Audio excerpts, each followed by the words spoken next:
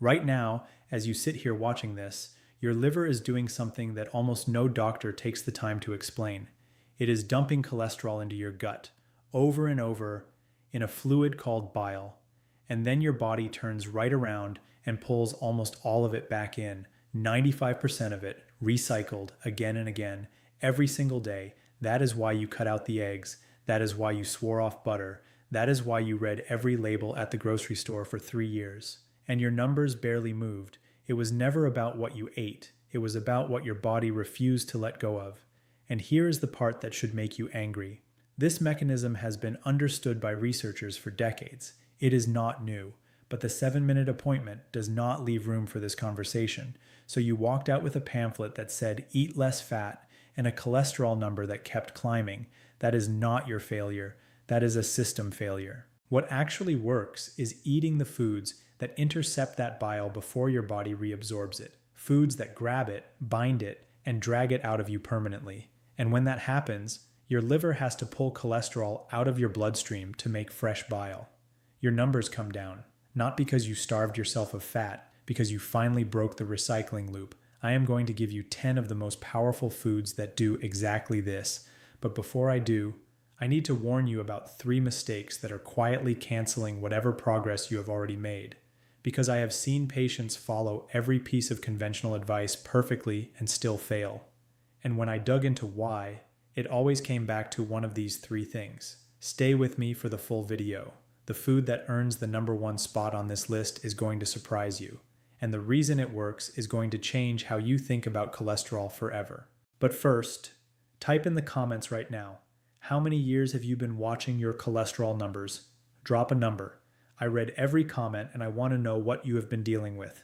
Now, before anything else, I want to be clear about something. Everything I share today is based on published research and over 2 decades of clinical observation. This is education, not a replacement for your doctor's care.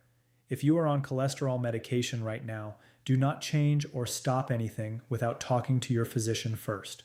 What this is about today is adding powerful tools to what you are already doing, not replacing it.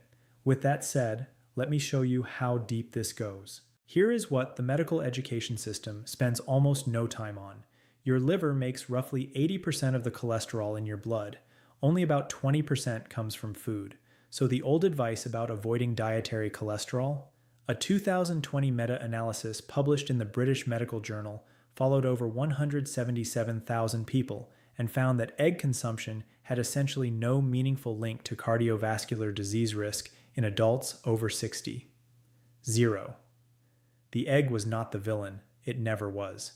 The real villains are refined carbohydrates and trans fats, and they work by telling your liver to produce more cholesterol and telling your gut to hold on to what it already has. So here is what I want you to understand before the foods. There is a molecule in your liver called PCSK9. Think of it like a thermostat for your LDL receptors. When PCSK9 is high, your liver tears down the receptors that pull LDL out of your blood. Fewer receptors, more LDL stays floating in your arteries. When PCSK9 is low, your liver sprouts more receptors and it vacuums cholesterol out of your bloodstream like a shop vac. Here is the beautiful part. Soluble fiber lowers PCSK9, not directly, but through the bile mechanism. When soluble fiber traps bile and drags it out of you, your liver scrambles to make more bile. To do that, it needs cholesterol. So it dials down PCSK9, builds more LDL receptors, and pulls cholesterol out of your blood to use as raw material. You are essentially hijacking your own liver's cholesterol management system using food.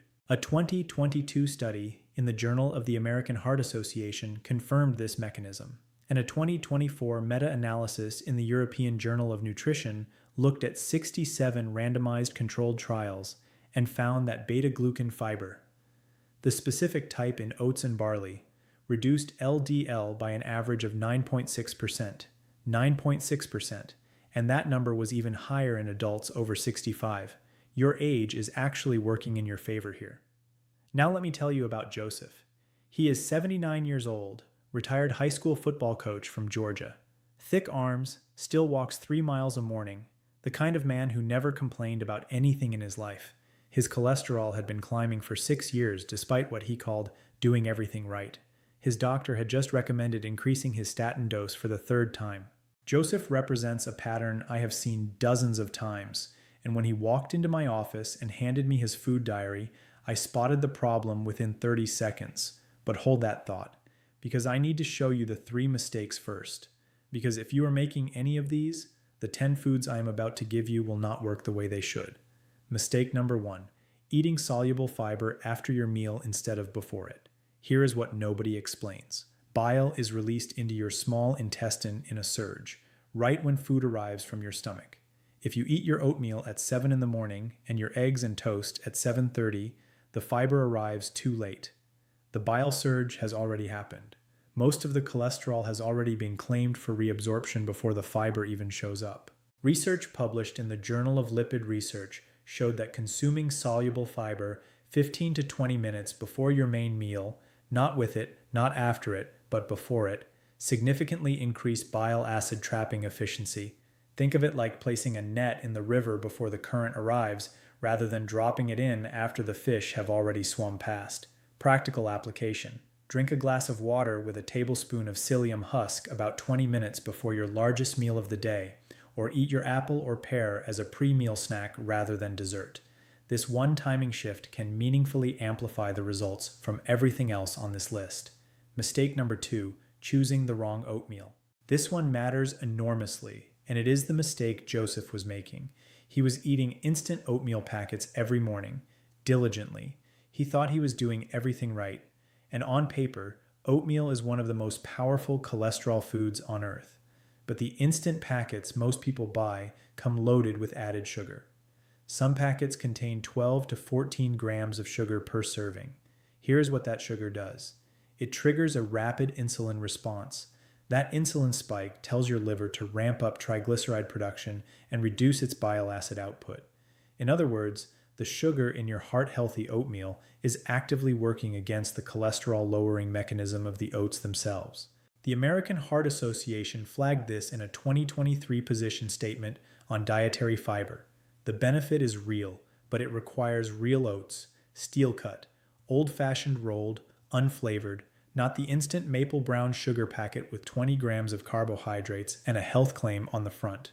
Joseph switched from instant packets to steel-cut oats with a handful of blueberries and a tablespoon of ground flax. Within 8 weeks, his LDL had dropped 19 points. His doctor called it remarkable. It was not remarkable. It was just the right food at the right time without the sabotaging sugar load. Mistake number 3, taking fiber supplements at the wrong time relative to your medications. This one can actually be dangerous, and it is almost never discussed. If you are taking psyllium husk or other fiber supplements and you are on medication, the timing matters critically. Soluble fiber in your gut does not just trap bile acids, it also slows the absorption of everything else in your digestive system, including your medications. Psyllium husk has been shown in multiple studies to reduce the absorption of metformin, warfarin, digoxin, and certain thyroid medications when taken at the same time. And I mean meaningful reductions. A study in clinical pharmacokinetics found that metformin absorption dropped by up to 33% when taken alongside psyllium. The rule is simple. Take your medications first. Wait at least 2 hours. Then take your fiber supplement, or take the supplement at a completely different time of day than your medication window. If you are unsure which of your medications might be affected, ask your pharmacist, not tomorrow, before you start any new fiber routine. Now. That is what not to do. Now let me show you what actually works. Here are the 10 best foods for lowering cholesterol after 60, and I have ranked them by the strength of their evidence and the size of their effect. Building up to number 1. Number 10, garlic. When you crush a raw clove of garlic, you break open its cells and trigger a chemical reaction. An enzyme called alliinase converts a compound called alliin into allicin. Allicin is what gives garlic its sharp smell. It is also what makes it biologically active for your cardiovascular system. The National Institutes of Health has reviewed the research on garlic and cholesterol multiple times. The effect on LDL is modest, typically a reduction of 4 to 8%, but garlic does something that most cholesterol foods do not. It works through a second pathway. It reduces the oxidation of LDL cholesterol. Here is why that matters. A cholesterol particle floating in your blood is not dangerous by itself. It only becomes dangerous when it gets oxidized, when free radicals essentially rust it, and the rusted particle gets stuck to your artery wall and triggers inflammation. Garlic's antioxidant compounds help prevent that oxidation, so it is doing two jobs at once. The critical technique most people miss. You must crush or chop the garlic and let it sit for 10 minutes before cooking. The allicin only forms after the cells are broken open, and the enzyme has time to work. If you throw a whole clove straight into a hot pan, the heat destroys the enzyme before allicin ever forms. Crush it, wait 10 minutes, then cook it at the end of the process with lower heat. 1 to 2 cloves per day is the evidence-backed amount, and aged black garlic and pickled garlic have largely lost their allicin content by the time they reach you. Fresh is what you want. Now I need to be crystal clear about garlic. If you are taking blood thinners like warfarin or clopidogrel, therapeutic amounts of garlic can increase bleeding risk. Talk to your doctor before adding significant amounts of garlic to your diet. 1 clove in cooking is generally fine. Multiple cloves daily as a supplement is where you need medical guidance first. Number 9. Onions. The entire allium family, onions, leeks, shallots, scallions, chives, delivers a prebiotic fiber called inulin. And here is where things get interesting. Inulin is not just food for you, it is food for a specific group of bacteria living in your gut. Bacteria with a name worth remembering, Akkermansia muciniphala. Research published in Nature Metabolism in 2023 identified Akkermansia as one of the key players in cholesterol metabolism. When you feed it inulin, it multiplies. And as it multiplies, it produces enzymes that break down bile acids in ways that prevent your gut from reabsorbing them efficiently. You are essentially recruiting your own gut bacteria as allies in the cholesterol reduction process.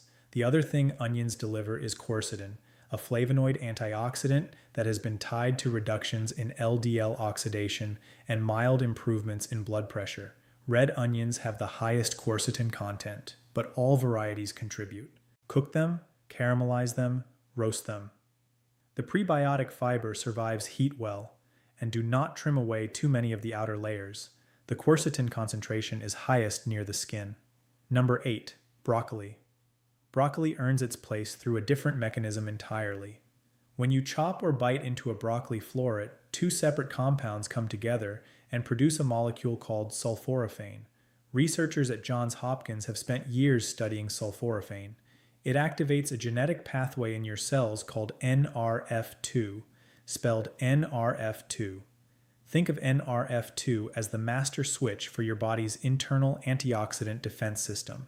When NRF2 is activated, your cells produce their own protective enzymes. These enzymes reduce the low-grade chronic inflammation that makes cholesterol dangerous. Remember, it is not the cholesterol itself that damages your arteries. It is inflammation combined with oxidized cholesterol. Broccoli attacks the inflammation half of that equation. Large population studies consistently link high cruciferous vegetable consumption to lower rates of cardiovascular disease. The effect is real and meaningful, but here is the technique almost nobody follows. Chop your broccoli and let it rest for 20 to 30 minutes before cooking. That waiting period allows the two compounds to fully react and produce sulforaphane. If you cut it and immediately throw it into boiling water, the heat destroys the enzyme before the conversion happens. You end up eating fiber and vitamins, but you miss the main event. Steam it until just tender. Never boil it into gray mush. If you want maximum sulforaphane per bite, broccoli sprouts have 50 to 100 times more than the mature vegetable. A small handful on a salad or sandwich delivers an extraordinary dose. Cabbage, cauliflower, Brussels sprouts, and kale are all members of the same cruciferous family and activate the same NRF2 pathway. Number 7. Ground flaxseed. This is the easiest entry point on this entire list, and it is also one of the most underused. Flaxseed brings 3 separate cholesterol-fighting compounds in one package: soluble fiber that traps bile, a plant-based omega-3 fatty acid called ALA, and a group of compounds called lignans that have their own direct effect on LDL. Cleveland Clinic research points to ground flaxseed as one of the most consistently effective dietary interventions for LDL reduction. 2 tablespoons per day has been shown in multiple trials to lower LDL by anywhere from 4 to 15% when consumed consistently. That range reflects how different people respond, but almost everyone responds to some degree. Now, the one critical detail: whole flax seeds pass through your digestive system almost completely intact. Your gut cannot break through the outer shell. You absorb virtually nothing. The seeds must be ground. Buy them pre-ground or grind them yourself in a coffee grinder and keep them in the refrigerator. The omega-3 fats oxidize quickly at room temperature. Cold storage keeps them potent. 2 tablespoons per day, stirred into oatmeal, yogurt, a smoothie, or sprinkled over soup. You will not taste them. They cost roughly $1 a week, and they work. A note if you are on blood thinners: the ALA in flaxseed has mild blood thinning properties. Again, nothing alarming at 2 tablespoons a day for most people. But if you are on warfarin or aspirin therapy, mention this to your doctor before making it a daily habit. Number 6. Apples. The research on apples is cleaner than most people expect. A 2020 study in the American Journal of Clinical Nutrition assigned participants to eat 2 whole apples daily. Not apple juice, not applesauce, 2 actual apples with the skin on. After 8 weeks, LDL cholesterol dropped meaningfully. Triglycerides came down too. The active compound is pectin, a soluble fiber that forms a gel in your gut and physically binds to bile acids, preventing their reabsorption. Pectin is concentrated in the skin and just beneath it. This is why the study used whole apples, not juice. Apple juice delivers sugar and very little fiber. Applesauce retains some pectin, but far less than the whole fruit. The skin is not optional. The skin is the point. Beyond apples, pears contain even more pectin per gram. Oranges and grapefruits carry significant pectin as well. Carrots are surprisingly high in pectin for a vegetable. And berries, blueberries, raspberries, and blackberries, deliver pectin along with anthocyanins that add a separate anti-inflammatory benefit. One important note for anyone on cholesterol-lowering medication: grapefruit and grapefruit juice interfere with the metabolism of statins and several other medications. If you are on a statin, check with your pharmacist before making grapefruit a regular part of your cholesterol protocol. The interaction is real, and it can increase medication levels in your blood to unsafe concentrations. Other citrus fruits, oranges, lemons, limes, are perfectly fine. Number 5. Walnuts. This is the one item on the list that works through fat rather than fiber, and it is worth understanding why. Your cell membranes, your hormone-producing tissues, and the lining of your arteries all require healthy fats to function. When your diet is high in saturated fat, the kind that stays solid at room temperature in butter, fatty cuts of meat, and commercially baked goods, your body uses that fat to build arterial walls that are stiffer, more prone to inflammation, and more likely to hold on to LDL particles. When you replace saturated fat with the polyunsaturated fat in walnuts, your artery walls become more flexible, your LDL receptors work more efficiently, and your HDL, the good cholesterol, tends to improve. The American Heart Association links regular walnut consumption to a meaningful reduction in cardiovascular disease risk. The studies point to roughly a quarter cup per day, about a small handful, as the evidence-backed amount. That is approximately 15 walnut halves. Almonds lower LDL through a slightly different mechanism involving their fiber and plant sterols. Pistachios have been shown in multiple trials to reduce LDL and improve HDL simultaneously. All 3 are excellent choices. What you do not want: the sugary candied nut varieties, the honey-roasted options with added oils and sugar, or the portion size of a full cup rather than a quarter. Nuts are dense in calories. The benefit comes at the evidence-backed portion, not from eating the whole bag. Now, here come the heavy hitters, the foods where the evidence is strongest and the effect size is largest. Pay close attention here. Number 4. Barley. Barley contains the highest concentration of beta-glucan of any grain. Beta-glucan is a specific type of soluble fiber that forms an extraordinarily thick, sticky gel in your small intestine. Picture the difference between water and honey. That gel is so effective at capturing bile acids that the FDA allows food companies to print a heart health claim on barley products. That distinction is earned. The FDA does not give that out easily. A major review published by Ho and colleagues found that barley beta-glucan reduced LDL cholesterol by approximately 7%. The 2024 European Journal of Nutrition meta-analysis I mentioned earlier, 67 randomized controlled trials, found that beta-glucan across grains averaged a 9.6% reduction. For adults over 65, the effect was even more pronounced. The reason is the PCSK9 pathway I explained earlier. When beta-glucan traps bile in your gut and forces your liver to make more, your liver responds by increasing the number of LDL receptors on its surface. More receptors, more cholesterol pulled from your blood. It is elegant biology working in your favor. Practical use: swap your white rice for barley at dinner, or add a half cup to soups and stews where it thickens the broth beautifully. Choose whole barley over pearled barley when you can find it. Pearling strips away the outer bran layer and removes a portion of the beta-glucan content. Here is a bonus technique that amplifies the effect. Cook your barley, then refrigerate it overnight. Cold cooked barley forms something called resistant starch. Resistant starch passes through your small intestine undigested and feeds the good bacteria in your large intestine, including the Akkermansia I mentioned earlier. It also blunts blood sugar spikes at the next meal. Cook once, refrigerate, reheat. The resistant starch survives gentle reheating. Number 3. Black beans. If you eat meat several nights a week and you are not ready to give that up, I am not asking you to, but I am asking you to consider swapping the protein source 2 or 3 times a week. Because the difference between a 3-ounce serving of ground beef and a half cup of black beans is not just about saturated fat, it is about the entire downstream effect on your gut, your bile recycling, and your cholesterol production system. Black beans deliver soluble fiber, they also deliver resistant starch, and when resistant starch reaches your large intestine, your gut bacteria ferment it and produce short-chain fatty acids, primarily butyrate. Butyrate is the preferred fuel source for the cells lining your colon. A well-fed colon lining is a tight colon lining, and a tight colon lining is far less permeable to bile acid reabsorption.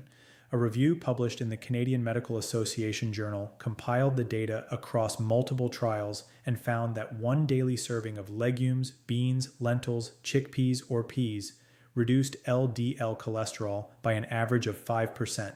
5% from 1 serving of food that costs less than 50 cents. Now I need to be honest with you about something. Beans cause gas in many people, especially in the first 1 to 2 weeks. That discomfort is your gut bacteria adjusting to the new fiber load. It is temporary, and it settles down for most people. Here is how to reduce it significantly. If you use dried beans, soak them overnight and discard the soaking water before cooking. The water contains some of the oligosaccharides that cause gas. If you use canned beans, drain and rinse them thoroughly under running water. Start with a 1/4 cup and increase gradually over 2 weeks. Drink an extra glass of water each day. The discomfort in week 1 confirms the fiber is doing its job. Push through it. The payoff in weeks 3 and 4 is worth it. Let me check back in with Joseph for a moment. When I reviewed his food diary, I found that he was eating a reasonable amount of fiber overall, but almost none of it was the soluble variety. His fiber was coming from whole wheat bread and brown rice, which are fine foods, but they deliver mostly insoluble fiber, the kind that keeps things moving but does not significantly affect bile reabsorption. He was working hard with the wrong tools. I restructured his approach around the foods at the top of this list. He added oats at breakfast with ground flax and berries, ate an apple or pear before his largest meal each day, swapped rice for barley 3 nights a week, and added beans to 2 weekly dinners. He did not feel dramatically different in week 1. Week 2, he noticed his energy was more stable. Week 3, his wife commented that he seemed like his old self again. 8 weeks later, his LDL had dropped 19 points. His triglycerides had come down as well. His doctor, the one who had been recommending increasing his statin dose, told him to hold off on the increase and come back in 3 months. Joseph called me after that appointment, he said, and I want to tell you exactly what he said because it matters. I spent 6 years thinking my body was broken. Turns out I just had the wrong information. That is not a miracle. That is biology responding to the right inputs. And here is an important note about Joseph's results. His numbers were on the better end of what I typically see in 8 weeks. Your experience will depend on your starting point, your genetics, your other dietary patterns, and whether you have any conditions affecting digestion, but the direction is consistent. Now, down to the top 2. And I told you at the beginning that number 1 was going to surprise you. Stay with me. Number 2, navy beans and all white legumes. All beans are beneficial, but the white bean family, navy beans, cannellini, great northern beans, contains the highest concentration of soluble fiber per serving of any commonly available food. A single cup of cooked navy beans delivers approximately 19 grams of dietary fiber. 19 grams. The American Heart Association recommends 25 to 30 grams of total daily fiber for adults. 1 cup of navy beans gets you to nearly that goal by itself. But the fiber story is only half of it. The gut microbiome story is the other half. Research published in Nature Metabolism in 2023 mapped how specific gut bacteria, Akkermansia mucinifila and Faecalibacterium prausnitzii in particular, use the resistant starch and prebiotic fiber from legumes to produce metabolites that directly reduce LDL reabsorption in the gut lining. This is brand new mechanistic understanding. It connects what you eat to your cholesterol not just through bile trapping, but through direct microbial action on your gut wall.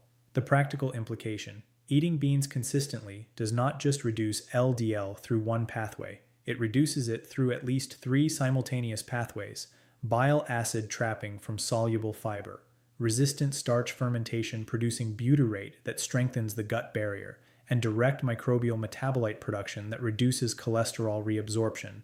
3 independent mechanisms from one inexpensive food that costs less than $1 a serving. Lentils, chickpeas, kidney beans, pinto beans, edamame, all contribute.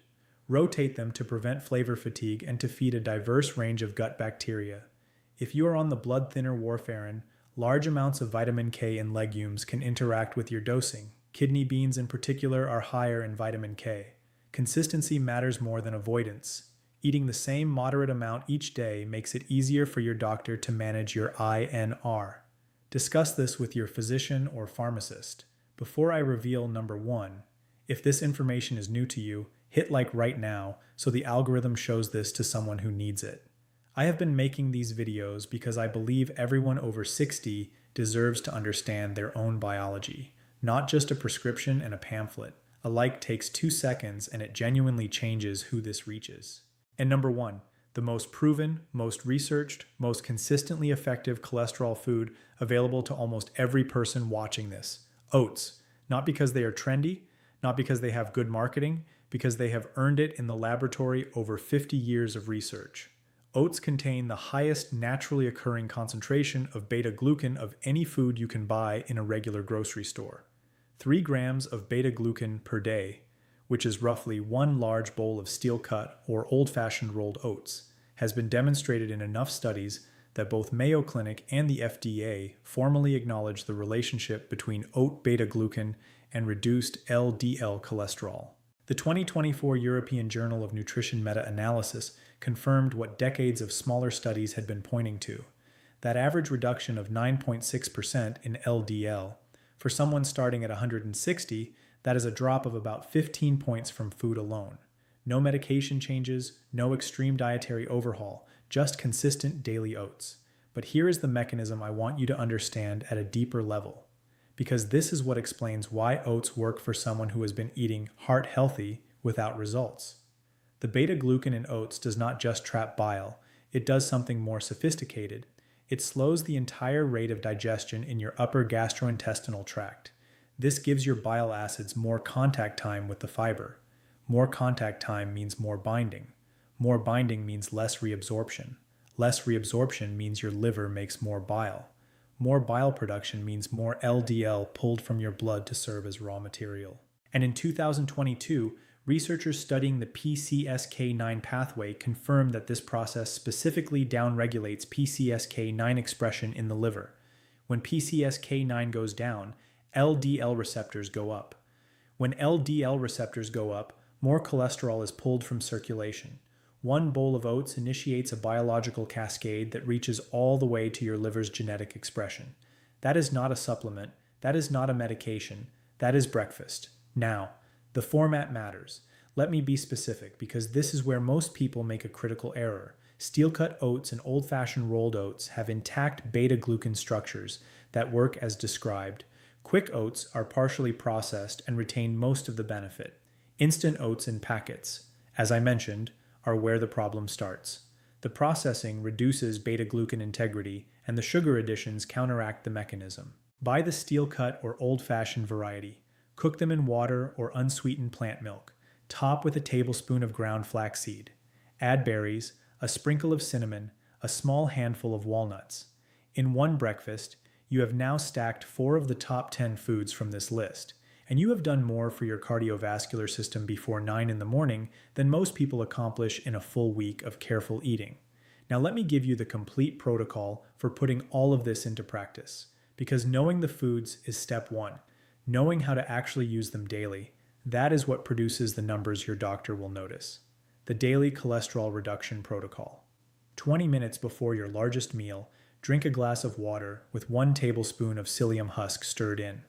This pre-meal timing positions the fiber for maximum bile acid trapping at the moment your digestive system most needs it. Remember to take this at least 2 hours away from any medications. Breakfast. 1 large bowl of steel-cut or old-fashioned oats, not instant. Top with 1 tablespoon of ground flaxseed from the refrigerator, a half cup of berries, a small handful of walnuts.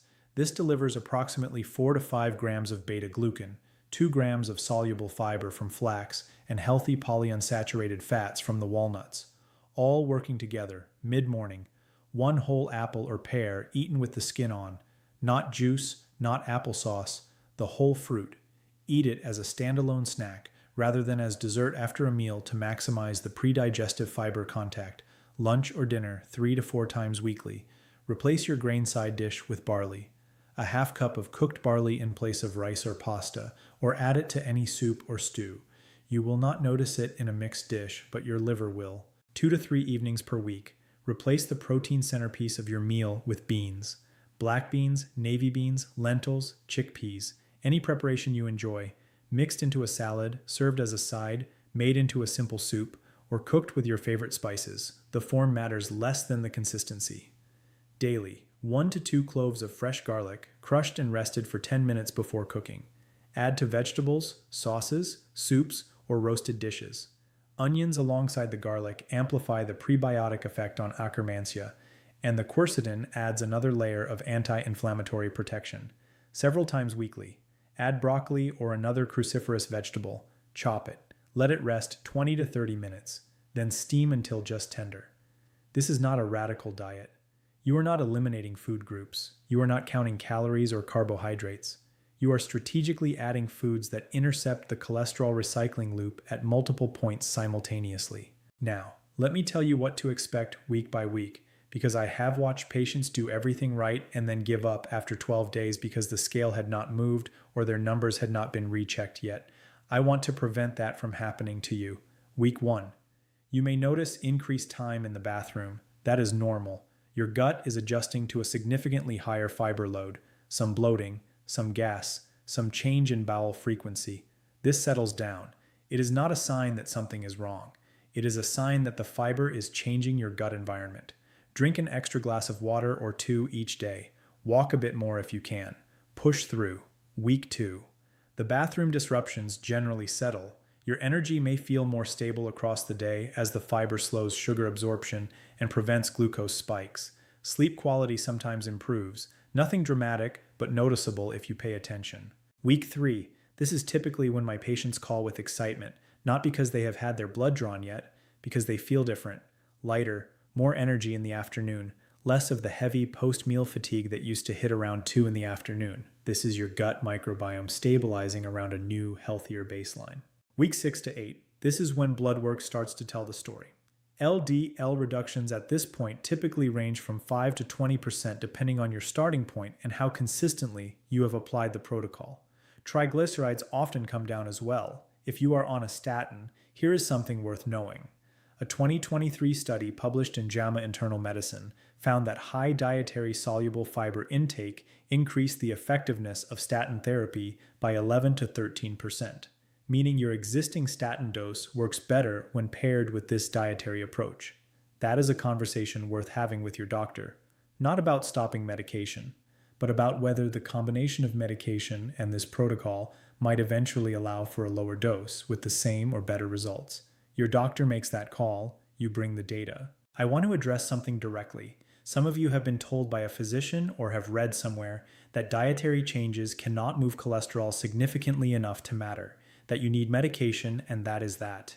Here is what I will say to that. Individual variation is real. Genetics play a role. Some people have genetic conditions like familial hypercholesterolemia, where the LDL receptor is functionally impaired and dietary intervention alone is genuinely insufficient. Medication is appropriate and necessary for those individuals. But the research is also clear that for the majority of adults with elevated cholesterol, particularly those in the moderately elevated range of 140 to 190, dietary intervention produces clinically meaningful reductions. Not universal, not guaranteed for every single person, but consistent enough across the evidence base that it is worth a committed 60 to 90-day trial before concluding it does not work for you. And here is one more piece of information worth having. Ask your doctor to check your lipoprotein a, written as LP parenthesis a parenthesis. It is a genetic variant of LDL that dietary changes cannot significantly affect. It is found in roughly 20% of adults. If your LP is elevated, it explains why conventional dietary advice has produced limited results. It is not a reason to give up on the foods in this video. Those foods still reduce your other LDL fractions, but it contextualizes the picture, and it guides your doctor toward additional strategies that address the genetic component specifically. One test. Ask for it by name. Most people go their entire lives without having it checked. Let me bring you back to Joseph one final time. 3 months after that last appointment, I received a message from his wife. She said Joseph had stuck with the protocol almost perfectly. Steel-cut oats every morning, beans 2 or 3 nights a week, barley replacing rice at most dinners, an apple before his largest meal every day, walnuts as his afternoon snack. His LDL had dropped from 178 to 141. His triglycerides dropped from 212 to 163. His doctor told him the statin increase was off the table. He was continuing at his current dose, and they were going to monitor for another 6 months before making any further decisions. But what Joseph told me himself when he called, what he actually said, was this. He said he had started coaching youth baseball again. He said the fatigue that had been sitting on him for 3 years had lifted enough that he was out on the field twice a week. He said he felt like himself again. That is what this is for, not the numbers on the lab report, the baseball field, the walk in the morning, the energy to show up for the people who need you. Now let me give you a rapid summary so you have everything in one place. Number 10, garlic. 1 to 2 crushed fresh cloves daily, rested 10 minutes before cooking, for LDL reduction and oxidation protection. Not for people on blood thinners without physician guidance. Number 9, onions. All allium varieties daily, feeding Akkermansia gut bacteria and delivering quercetin for anti-inflammatory protection. Number 8, broccoli. Chopped and rested 20 to 30 minutes before steaming, several times weekly, for sulforaphane activation of the NRF2 antioxidant pathway. Number 7, ground flaxseed. 2 tablespoons daily from refrigerated storage in oatmeal or yogurt for soluble fiber, ALA, omega-3, and lignans. Check with your doctor if you are on blood thinners. Number 6, apples. 1 to 2 daily, whole fruit with skin, eaten before meals when possible, for pectin binding of bile acids. Avoid grapefruit if you are on statins. Number 5, walnuts. A 1/4 cup daily, unsalted and uncoated, for polyunsaturated fats that support artery flexibility and LDL receptor function. Number 4, barley. Replacing white rice and pasta 3 to 4 times weekly for the highest grain source of beta-glucan available. Use the refrigerate and reheat method for resistant starch bonus. Number 3, black beans. Replacing meat protein 2 to 3 times weekly for soluble fiber, resistant starch, and butyrate production through fermentation. Number 2, navy beans and all legumes. Rotating through all varieties weekly, delivering the highest fiber concentration of any common food through 3 simultaneous cholesterol reduction mechanisms. And number 1, oats. Steel cut or old-fashioned rolled, 1 large bowl daily, providing the most researched and consistently proven source of beta-glucan available. shown in 67 randomized controlled trials to reduce LDL by an average of 9.6%, with the added benefit of downregulating PCSK9 and increasing LDL receptor expression in the liver. One last thing before I let you go. You do not need to implement all 10 at once. That kind of all or nothing thinking is actually one of the primary reasons people abandon good health habits within 2 weeks. Choose 3 to start. The easiest entry points for most people are oats in the morning, beans twice a week, and 1 apple before your largest daily meal. Do those consistently for 30 days, then add barley, then add ground flaxseed to your oatmeal. Build it slowly. Consistency over weeks is what produces the biological changes, not perfection for 3 days.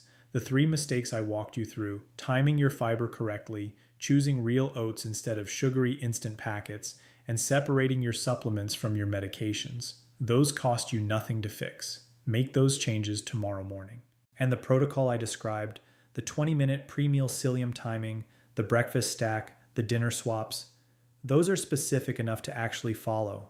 Print this out if it helps. Screenshot the summary. Come back to this video in 6 weeks when your numbers have been rechecked and tell me in the comments what happened. This is your biology. Your liver has been waiting for the right inputs. Your gut bacteria have been waiting for the right food. Give them what they need consistently and they will do the rest. If you have made it to the end of this video, you are already in the small percentage of people who take their health seriously enough to do the work. Type in the comments, "I finished." And then share this with one person in your life who is fighting elevated cholesterol and does not know where to start. Your mother, your husband, your neighbor who just got a warning from their doctor. One share. That is all it takes. And next week, I'm going to tell you about something that happens inside your arteries in the hours after eating that is more dangerous than your total cholesterol number. Research from Stanford published just last year identified a post-meal inflammatory window that almost nobody is aware of. And the foods that close that window in time, that video is coming next week. Make sure you do not miss it. I read every comment, so tell me how you are doing down below.